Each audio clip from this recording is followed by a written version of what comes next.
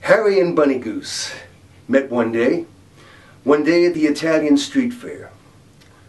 Harry, a stallion of 42, Miss Goose, a 17-year-old mare.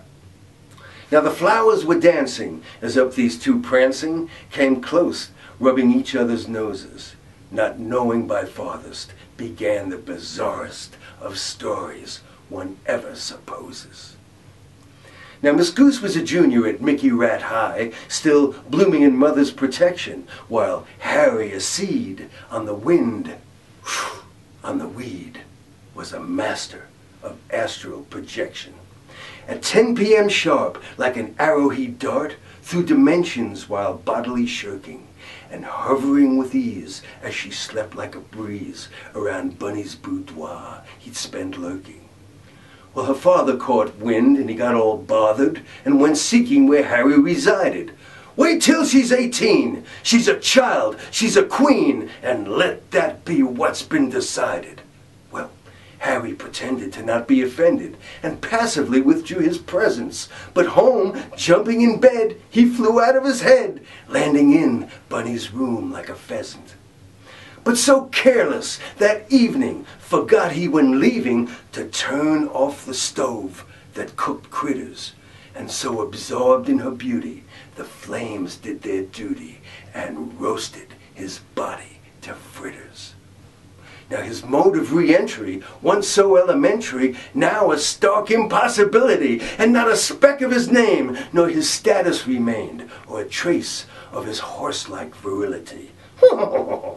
Well, Bunny Goose wailed and lamented and moaned when she learned of the terrible burning, while little she knew, nearby Harry flew, saying, "Somehow I'll soon be returning." A year or two passed, and 3 more at last, and beautiful Bunny met Benny. And Harry revived, for his moment arrived, where for so long there hadn't been any.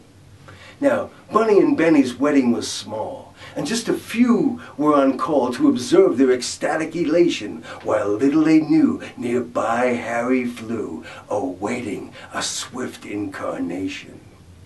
Now, that honeymoon night, not a pill was in sight, and Benny wore no such protection. At the height of their plunge, Harry boy lunged and entered the seed of conception.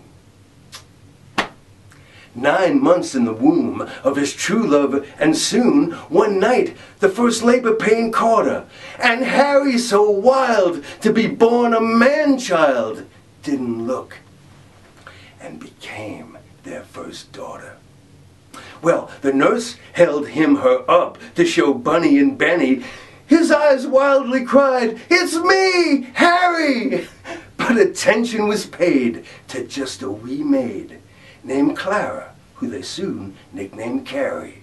So, friends, when you're dealing with nature and power, whether you to heaven or hell go, watch how you deal with what's not and what's real, or you'll end up with your butt up your elbow.